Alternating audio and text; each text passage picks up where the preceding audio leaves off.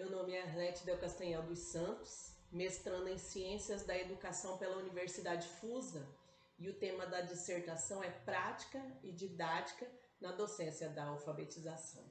Então, nesse contexto, eu vou abordar um pouco sobre a trajetória da educação no Brasil. E para começar, nós vamos falar então sobre a alfabetização jesuítica no Brasil colonial, né? Que logo após o descobrimento do Brasil, de acordo com Oliveira, os portugueses eles trouxeram ao país padres jesuítas para ensinar a Bíblia e os dogmas da igreja, né? Ou seja, eles eram responsáveis em converter os índios ao cristianismo. Mas para isso, eles primeiro precisavam alfabetizar os indígenas na língua portuguesa para depois transmitir a doutrina, uma vez que o objetivo do ensino jesuítico era catequizar e instruir, né? Então, para Oliveira, no período colonial, a alfabetização ela não era prioridade a todos. Depois, as meninas elas eram instruídas somente nos afazeres domésticos e as crianças negras elas não tinham acesso à escola. Então, a oportunidade era para poucos, né? Segundo Pilete, em 1754, os padres jesuítas eles foram expulsos. E começou então a organizar a escola que antes servia aos interesses da fé e passou a servir os interesses da coroa, né? Então, nesse período, os jesuítas eles foram substituídos e, de acordo com Brito, o ensino no Brasil retrocedeu, né? Então, na verdade, o que fez eu fazer esse recorte dessa época é que, segundo Oliveira, a alfabetização ela era realizada por meio de uma metodologia arcaica. A aprendizagem era forçada por castigos físicos cruéis, né? Isso é herdado por 3 anos de séculos de escravidão, né? Já em 1808, destacou-se pela alfabetização no Brasil imperial, né? Foi um período em que a família real, junto com a corte portuguesa, chegou ao Brasil. E o país não apresentava uma estrutura que atendesse a corte, né, que havia chegado no Brasil. Houve então a necessidade de estruturar a educação no país para atender os filhos da nobreza. Para Pilete, ele comenta que foram feitas várias mudanças no sistema educacional no país para atendê-los. Com isso foram criadas novas escolas, vários cursos foram implantados, mas sendo que o principal objetivo era a formação das classes dirigentes, né? Todavia o ensino continuava restrito aos filhos da nobreza, né? Então, após a independência, foram feitas novas reformas no sistema educacional no país. Um deles foi a criação da Constituição Brasileira de 1824, que previa no artigo 179 educação primária gratuita a todos os cidadãos. Porém, mesmo com as reformas no sistema educacional, poucos tiveram acesso a essa educação. De acordo com Brito, o acesso à alfabetização ficou restrito aos padres, freiras e os descendentes de família que tinham condições financeiras para pagar o ensino particular, né? Ou seja, só tinha acesso ao sistema educacional se tivesse dinheiro para pagar os estudos ou interesse em seguir uma vida religiosa. Aí os custos eram bancados pela igreja, né? Aí, a partir de 1840, segundo Pilete diz, que iniciou-se um novo reinado no país, Dom Pedro II, desculpa. Foi um período marcado por manifestações políticas e sociais, né? E diante dessas manifestações ocorreram várias mudanças. Entre elas, as leis que foram em defesa dos escravos, como a Lei Eusébio de Queiroz, a Lei do Ventre Livre, a Lei do Sexagenário e a Lei Áurea, em 1888, que aboliu a escravidão no país. Então, assim, Silva, ele comenta que com o fim da escravidão, houve a necessidade de substituir a mão de obra dos escravos no país. E dessa forma começou a imigração no país. E esses imigrantes, eles trouxeram em sua bagagem novos anseios, novas culturas, novas religiões, né? Apresentando uma nova doutrina cristã à população. Segundo Silva, esses novos grupos religiosos, eles conseguiram alcançar um grupo de pessoas da classe menos favorecida, pois para ler a Bíblia, eles precisavam ser alfabetizados. Ou seja, nesse período, aumentou-se a oportunidade das pessoas se alfabetizarem. Aí, saindo um pouco desse período imperial, partindo para o Brasil republicano. Nesse período republicano, de acordo com Silva, foi um período de reformas no sistema educacional brasileiro, um período de muitas mudanças. Mas apesar das mudanças no ensino com as novas leis e reformas, o processo de alfabetização da população menos favorecida ainda continuava de lado. E como consequência desse descaso, o analfabetismo no país aumentava, né?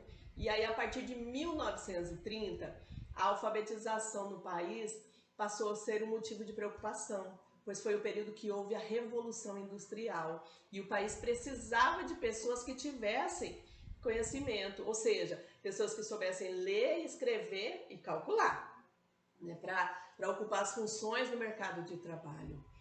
E criou-se então um ensino supletivo para alfabetizar os trabalhadores que não tiveram a oportunidade de estudar durante a infância e a juventude. Nessa época também foi criado o Ministério da Educação, né, que segundo Sander, grandes reformas aconteceram. E junto a tudo isso, houve grandes manifestações com o intuito de melhorar a educação. Um dos pontos que vale ressaltar é que a partir de então surgem princípios para uma nova política da educação. A citação de Girardelli fala que o manifesto é contra a escola tradicional que coloca a educação como um privilégio fornecido pela condição econômica e social do indivíduo e defende uma educação para todos. Isso fez com que pensasse em ações educacionais para melhorar o ensino no país. Porém, houve o golpe militar e essas diretrizes não foram consolidadas, né? Começa então a alfabetização no regime militar, que nessa época houve muitas restrições, com liberdade individual e política, censura da opinião pública, da imprensa, da arte, né? Era um período em que os opositores eram criminalizados e torturados. Então, nesse período do governo militar, ele reprimiu muitos professores por achar que os professores seriam capazes de influenciar a sociedade e ir contra a opinião do governo. Assim, muitos educadores passaram a ser perseguidos. Houve uma grande revolta na educação. Muitos educadores, eles foram calados para sempre. Outros preferiram se calar e se recolheram na vida privada. Uns se demitiram ou trocaram de função. E com isso começou a aumentar o analfabetismo no país. O governo da época se viu obrigado a admitir a gravidade da situação e começou a traçar um novo programa de alfabetização. Porém, que atendesse às normas do governo militar. Né? E com os agravantes do analfabetismo, os analfabetos eram as pessoas que estavam acima da idade escolar convencional. Então foi criado um movimento brasileiro da alfabetização, o Mobral, né? A principal preocupação no período militar é que a educação brasileira oferecesse uma educação para jovens e adultos, né? Com o intuito de fazer com que essas pessoas aprendessem a ler, escrever e calcular para serem introduzidas no mercado de trabalho, né? E esse período militar, ele durou até o meado dos anos 80. A partir daí o Brasil passou a viver um período denominado Nova República. Então houve várias mudanças que marcaram a sociedade. Santos, ele comenta que o país começava um processo para se adaptar, né, do governo militar para o governo civil. E surgiu aí um novo momento para a educação brasileira. nesse período, as ações que eram realizadas pelos professores, ela não tinha mais a repressão do regime militar. Também nesse período houve mudanças que foram bem significativas, principalmente com relação à oportunidade de estudar. E uma dessas mudanças foi garantido na Constituição de 1888, no artigo 205, que diz que a educação é direito de todos, dever do Estado e da família, né? E no artigo 206, no inciso 1º, igualdade de condições para o acesso à escola. Ou seja, a educação passou a ser oferecida para todos sem regras, né? E é possível perceber que na trajetória da educação que houve grandes avanços, mas um dos mais importantes foi de hoje ser para todos e não somente para um grupo seleto de pessoas. Mesmo sabendo que a educação ainda ela continua tendo problemas, né, sociais no país, mas eu achei bastante interessante destacar uma citação de Mortati, que diz que a história da educação brasileira tem um princípio, meio e fim bem demarcado e facilmente observável. Ocorreram mudanças marcantes, onde em cada período determinado teve característica própria, né? Então esse período, o qual eu relatei na trajetória da educação, ela trouxe claro, nas nossas pesquisas, que o ensino que a gente trabalhava era o ensino tradicional, né? Onde o professor ele era considerado a figura central e o único possuidor do conhecimento. O estudante, ele era o espectador da aula e cabia a ele apenas memorizar e reproduzir os saberes.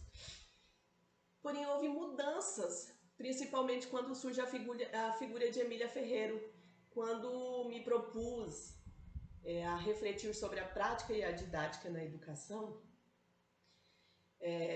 na docência da alfabetização. A minha primeira preocupação foi de situar de forma clara a contribuição de referências dos pesquisadores que contribuíram para a alfabetização, né? Porque nós sabemos que as nossas ações em sala de aula, as estratégias que a gente usa, o diagnóstico que nós realizamos para planejar nossa aula, são práticas que partem de uma ideia já de pesquisadores, né? Muito das nossas atitudes, que às vezes parece ser uma simples atividade, ao longo dos anos, fazem parte de objetos de estudo de pesquisadores. Então, como surgiu a figura de Emília Ferreiro nessa conversa, eu vou partir para uma reflexão para conhecer um pouco sobre alguns pesquisadores que contribuíram na alfabetização, não por ordem de importância, mas por ordem de pesquisa que eu realizei, né? Esses pesquisadores são os que estão mais fortes nas reflexões com os professores. Então eu vou começar com Emília Ferreiro e Ana Tiberosky, né? Porque quando nós falamos em alfabetização, não tem como não buscar as maiores referências sobre o assunto, né? As pesquisadoras Emília Ferreiro e Ana Tiberosky, né? São as referências para nós alfabetizadores, né? Emília Ferreira é uma pesquisadora, escritora, psicóloga que buscou, sob as lentes da psicolinguística, compreender os mecanismos pelos quais as crianças aprendem a ler e a escrever. Já Ana Tiberosky é uma das pesquisadoras mais respeitadas quando o tema é alfabetização, a psicogênese da língua escrita. E a psicogênese da língua escrita foi um estudo desenvolvido por ela e por Emília Ferreiro, o qual trouxe novos elementos para esclarecer o processo vivido pelo aluno que está aprendendo a ler e escrever. A pesquisa, ela tirou a alfabetização do âmbito exclusivo da pedagogia e levou para a psicologia. Foi uma verdadeira revolução no que se refere ao processo de alfabetização. Emília Ferreira e Ana Tiberosky, elas desenvolveram uma pesquisa com fundamentos psicolinguísticos, ou seja, é o estudo da conexão entre a linguagem e a mente, né? O que ganhou destaque nessa pesquisa foi no livro delas, Psicogênese da Língua Escrita, que é uma proposta inspirada na obra de Piaget. E para ressaltar a importância do resultado dessa pesquisa, Leão ele evidencia numa das citações que diz que a prática de ensino desde então, por meio da palavra construtivismo, ganha uma nova roupagem nos métodos de como ensinar, que antes desconsiderava o conhecimento e a experiência de mundo que a criança possuía. Então passou-se a entender que o conhecimento ele é construído por meio da interação entre o sujeito e o meio. E cabe a nós, professores, criar condições e atividades interativas, na quais ele próprio vai construir os saberes, né? Essa nova prática de alfabetização começou a refletir junto aos professores dentro de uma abordagem construtivista. Então, o que antes era apenas memorizar e reproduzir, com essa nova roupagem, Ferreira e Tiberoski conclui que as crianças, independente de sua classe econômica, mesmo antes de ingressarem no sistema escolar, elas vão absorvendo o mundo da escrita, porque tudo ao seu redor está relacionado à escrita, e as relações com os indivíduos que o indivíduo mantém com ele. Então, essa nova prática de alfabetização, ela começa a refletir junto aos professores dentro de uma abordagem construtivista. E um destaque é que os erros cometidos pelos alunos durante o processo de ensino-aprendizagem, eles não podem ser vistos como uma falha, mas como um momento necessário de aprendizagem. Pois os erros fazem parte de uma experiência que, a partir deles, é possível evoluir a aprendizagem. Ferreira ainda comenta que as primeiras escritas feitas pelos educandos no início da aprendizagem devem ser consideradas como produções de grande valor, porque de alguma forma os seus esforços foram colocados no papel para representar algo. Então, a cada nova escrita, eles evoluem. Eles evoluem de acordo com as conquistas deles, né? Então, os alunos eles vão passando por níveis de aprendizagem. Esses níveis de aprendizagem, eles foram classificados por Emília Ferreiro e Ana Tiberoski como pré-silábico, silábico, silábico alfabético e alfabético. Ou seja, eles passam de um simples diferenciar letra de desenho ou escrever palavra com uma letra ou com escrever uma sílaba, né, até chegar a construir o código alfabético propriamente dito, né? Então, por isso, um dos pontos bastante relevantes é de que o erro cometido pelos alunos durante o processo de ensino-aprendizagem, eles não podem serem vistos como uma falha, mas um momento necessário de aprendizagem, pois os erros eles fazem parte e como a experiência, a partir dos erros é possível evoluir essa aprendizagem. Então essa foi uma das grandes contribuições de Emília Ferreiro e Ana Tiberoski. E aí nós vamos partir para Magda Soares, uma outra pesquisadora reconhecida como uma das maiores especialistas de alfabetização no Brasil, e ela aborda a teoria da psicogênese da língua escrita desenvolvida por Emília Ferreira e Tiberoski, mas Magda Soares também produziu uma teoria sobre a língua, mais particularmente sobre alfabetização e letramento. Né? Magda Soares, ela foi professora da Faculdade de Educação, pesquisadora do Centro de Alfabetização, Leitura e Escrita, graduada em Letras, doutora em Livre Docência e Educação e tem experiência na área de educação com contribuições no ensino-aprendizagem. Então, atua como ênfase no seguinte tema: alfabetização, letramento, escrita, ensino, leitura e na formação de professores no Brasil. Então, Magda Soares, ela afirma que a aprendizagem do sistema da escrita deve ocorrer simultaneamente à aprendizagem dos usos sociais desse sistema, né? Ou seja, precisa alfabetizar letrando. Então, para Magda Soares, alfabetizar é a ação de ler e escrever. E letrar vai além disso. Não é apenas saber ler e escrever, mas saber usar socialmente a leitura e a escrita. Ou seja, aquele que lê e entende. Esse conceito criado para refletir a língua escrita. Surge como essa forma, né, de se referir à língua escrita, ela surge como uma forma de explicar a importância da escrita não apenas no âmbito escolar, né? Então, um dos pontos que contribui muito para a aprendizagem é quando Magda Soares diz que é nos primeiros anos que ocorre a memorização do alfabeto, o reconhecimento das letras. Agora, a ligação entre sílabas e a formação de palavras são competências desenvolvidas pela criança durante a sua alfabetização. Pois assim, mesmo usando a expressão de que a criança tem contato com o mundo letrado desde o nascimento, esse processo de alfabetização se inicia formalmente na escola durante as séries iniciais, né? Então, para a autora, não basta ensinar os códigos da leitura e escrita, como relacionar o som às letras. É preciso tornar os estudantes capazes de compreender o significado dessa aprendizagem, para assim usá-lo no dia a dia, de forma a entender as exigências da própria sociedade, ou seja, promover o letramento, né? Ela, então, foi um dos destaques do letramento. E um destaque para essa pesquisadora que eu gostaria de ressaltar, pois foi quando eu iniciei essa pesquisa, nós falávamos de Magda Soares como uma pesquisadora presente no meio de nós, mas no dia 1º de janeiro de 2023, ela nos deixou, né, deixando para nós um grande legado e que estará para sempre em nossas pesquisas, quando nós buscarmos informações para melhorar a nossa prática de alfabetização. Partindo agora para Gardner. Então, falar de Gardner é falar de inteligências múltiplas. Inteligências essas que muitas vezes nós, professores, acabamos não reconhecendo. A teoria da inteligência múltipla, ela surge para explicar que vai muito além de um simples resultado de nota ou uma resolução de problema. Ele atinge diferentes áreas do conhecimento.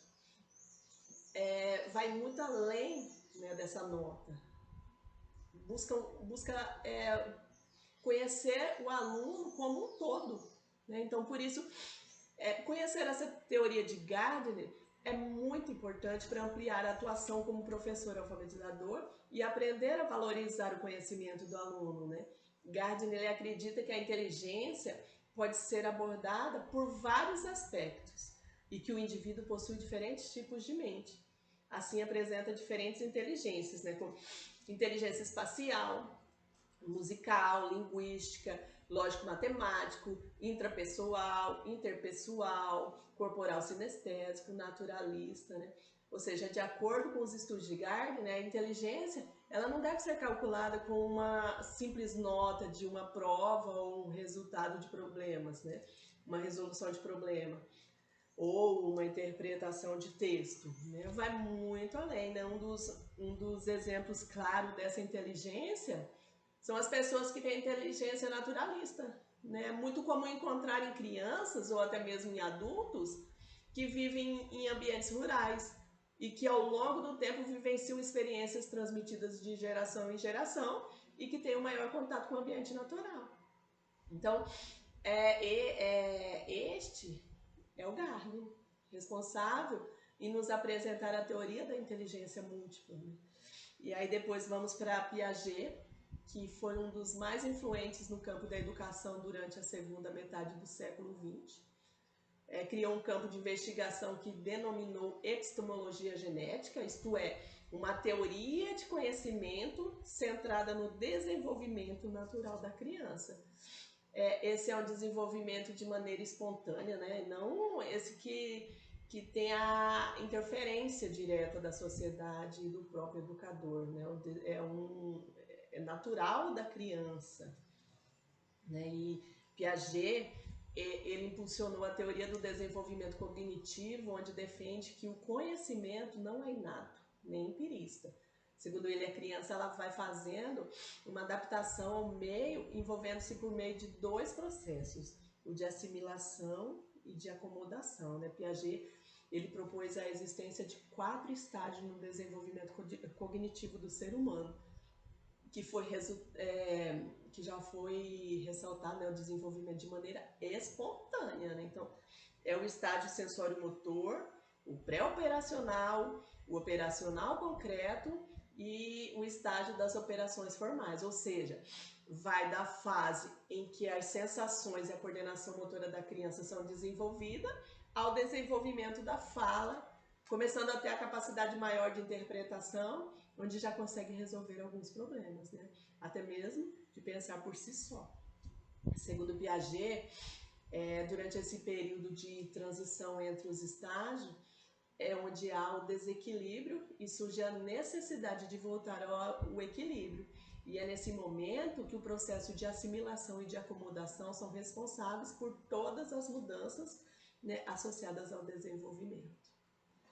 Já Vygotsky, né? Vou falar um pouco sobre Vygotsky e vou começar com a citação que diz que o maior erro da escola foi ter se fechado e se isolado na vida com uma cerca alta, né? Então a vida curta de Vygotsky deixou grandes contribuições, as quais nos leva a entender melhor a importância da escola na aprendizagem.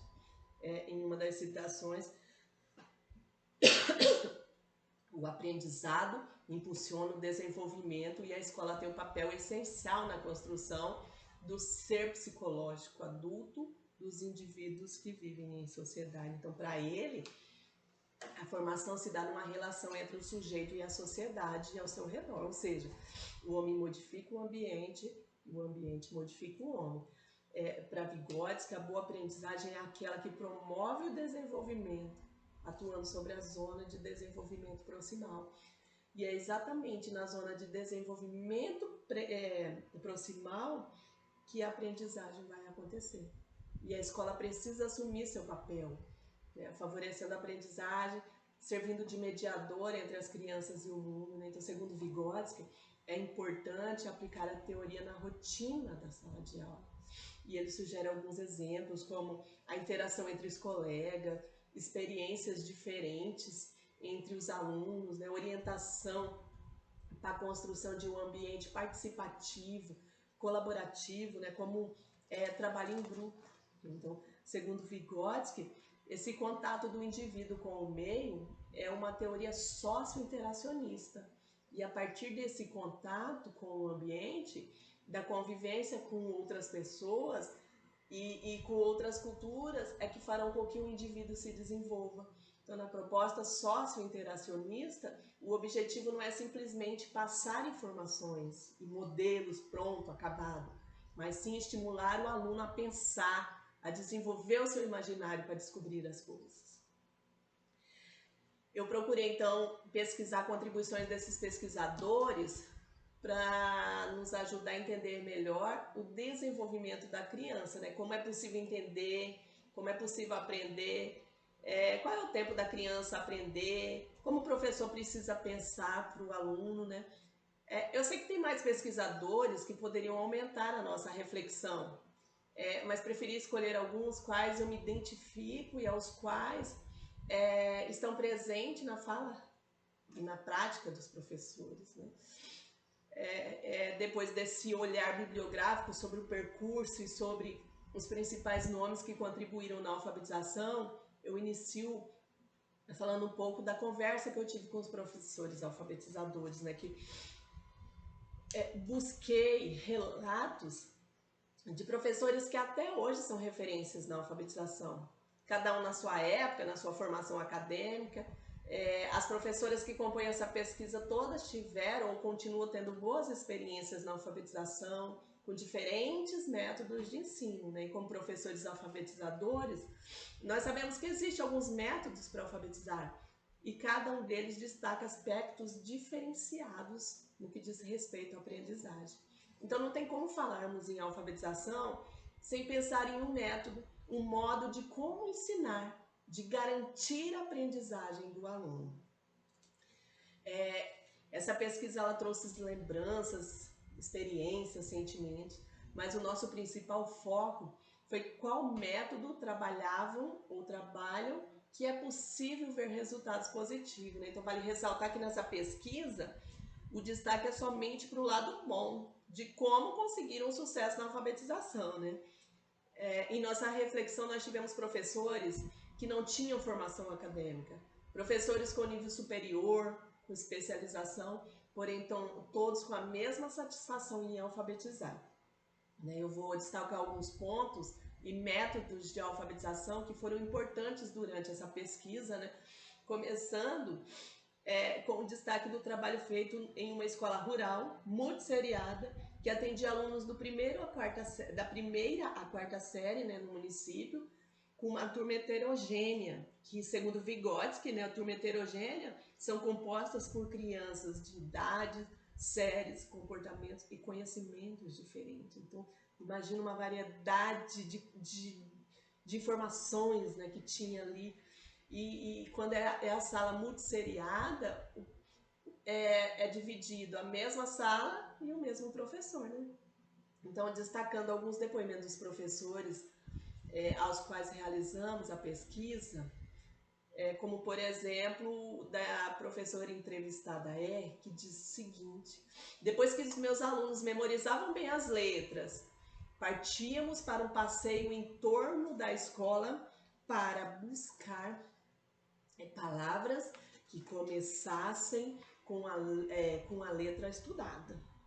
Chegávamos na sala e transcrevia no quadro o que havia encontrado. Fazíamos isso com todas as consoantes, formando as famílias silábicas. Já uma outra falou o seguinte: trabalhávamos com cartilha, a qual trazia a letra e suas junções de forma que o alfabeto e as sílabas traziam destacado através de pequenos textos. A outra diz o seguinte: quando trabalhávamos com alfabetização, ensinava através da soletração.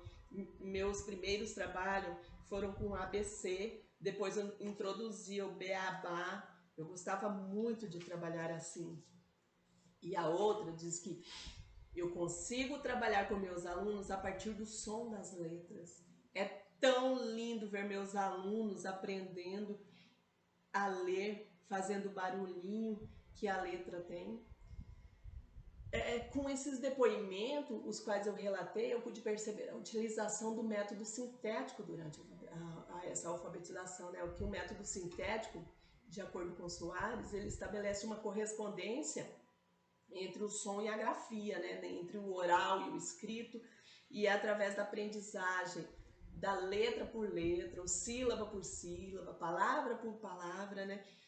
Os métodos sintéticos, ele podem ser divididos em 3 tipos, né? Que é o alfabético, o fônico e o silábico. O alfabético, ele ensina as estratégias de soletração que ajudam o aluno a associar o nome da letra e sua representação visual. Por exemplo, a palavra banana pode ser soletrado B-A-B-A, N-A-N-A, N-A-N-A. Então, esse é o método alfabético, né? O que ensina, associa o nome da letra e a sua representação visual, né? Depois o método silábico. Nesse método silábico é onde a criança aprende as sílabas antes de compreender as palavras, né? Ba, be, bi, bo, bu. E depois o método fônico. No método fônico a criança aprende associando som e palavras, né? Então são ensinadas vogais, depois as consoantes, então sílabas e palavras, né? Então é interessante ver a criança né? Esse método sintético, ele está presente também na cartilha, né? Que foi um outro destaque na conversa, a presença da cartilha. Segundo Mortati, a cartilha era um instrumento que dava rumo ao trabalho, né? Um rumo ao trabalho dos professores que desenvolviam esse trabalho em sala de aula. Possibilitava ao aluno acesso à leitura e à escrita, né? Então, quando falamos em cartilha, nós não precisamos procurar em muitos sebos ou encontrar em livros, né? Que há muito tempo essa cartilha, ela foi usada para alfabetizar crianças, que fez e faz parte da história da educação brasileira. Então, a gente não precisa achar que não utilizamos, que não foi importante a cartilha, né? Se nós procurarmos nas redes sociais, ainda é possível encontrarmos edições de cartilhas que fez e faz parte da vida escolar de muitos profissionais. Profissionais que hoje são atuantes, né, como professores, médicos, engenheiros, enfim, são bons profissionais. E que foram alfabetizados a partir da cartilha, a partir do método sintético. Ou seja, a cartilha ela contribuiu muito na aprendizagem da época. E é possível ver a presença das atividades da cartilha quando a professora diz assim, introduzia os conteúdos partindo sempre de uma palavra-chave para que o aluno conseguisse memorizar com mais facilidade. Isso é muito presente na cartilha. E aí, partindo para outros depoimentos, né, como a entrevistada que diz que uma das primeiras atividades que gosto de trabalhar é o primeiro nome da criança. Essa atividade no início do processo da alfabetização traz uma grande satisfação para a criança, pois está trabalhando com algo significativo para ele. Paralelo a isso, eu inicio um trabalho com listas, exemplo, fruta, animais, brinquedo. A outra diz que eu queria tanto aprender a trabalhar com listas e textos, com textos que se sabem de memória, baseando-me em Emília Ferreira e Ana Tiberoschi, e eu tentava. A outra diz que, como professora, percebemos que são situações de leitura deleite que oferecemos, que trazem bons leitores, que têm bons modelos de comportamento leitor, e que o aluno, mesmo não lendo convencionalmente, desenvolve o seu comportamento leitor e o gosto pela leitura. Baseando-me em alguns depoimentos, eu pude perceber a presença do método analítico, no qual está presente o trabalho dos professores, né? Então, o método analítico, a meta é obter a compreensão do sentido da totalidade da palavra, para só depois chegar às partes que constituem. Então, assim, Isabel Soler, ela divide em 3 estratégias, né? Palavração, sentenciação e o global, né? Que a palavração, ela explora a palavra comum e busca fazer com que a criança reconheça o som dessas palavras, né? Por exemplo, as listas, lista do nome, lista dos brinquedos, né? Então, isso é trabalhar com a palavração, método analítico palavração. A sentenciação, ela parte de uma aprendizagem que se inicia por frases inteiras, explorando a memorização. Esse já diz, né, que é a frase inteira. E o global, né, que é esse método que apresenta primeiro a estrutura do texto, com começo, meio e fim. Né? Então, é um texto completo. Esse método de alfabetizar faz com que pensamos qual a melhor forma de ensinar. Então, Magda Soares diz que, mais do que pensar em como ensinar, precisamos compreender como se aprende, como se dão os processos de aprendizagem da leitura e escrita. Tudo isso porque a alfabetização, ela não se resume a métodos. O que faz a diferença é o planejamento, a ação, a intervenção que o professor faz com a intencionalidade, o objetivo, o conhecimento. Né? Então, além dos métodos de aprendizagem, as formas de aprendizagem, algumas atividades são destaques que chamam a atenção, né? Como o trabalho com a escrita do nome, que faz com que cada um reconheça como um sujeito importante que é. Possui um nome que é só seu, além de propiciar o início da alfabetização. Afinal de contas, estão aprendendo as letras do seu nome, estabelecendo relações com as letras dos nomes dos outros colegas, nomes ou palavras do dia a dia, né? Então, segundo o Cruvinel, a escrita deve entrar na vida da criança de forma que elas gostem e tenham interesse pela mesma. E começar pelo nome da criança faz todo sentido, pois é uma palavra estável, sempre está escrita do mesmo jeito. E começar pelo nome da criança faz todo sentido, né? Pois é uma palavra fixa, que eles conseguem memorizar, sempre está escrita do mesmo jeito, né? Uma outra atividade também que surgiu é a leitura deleite, né?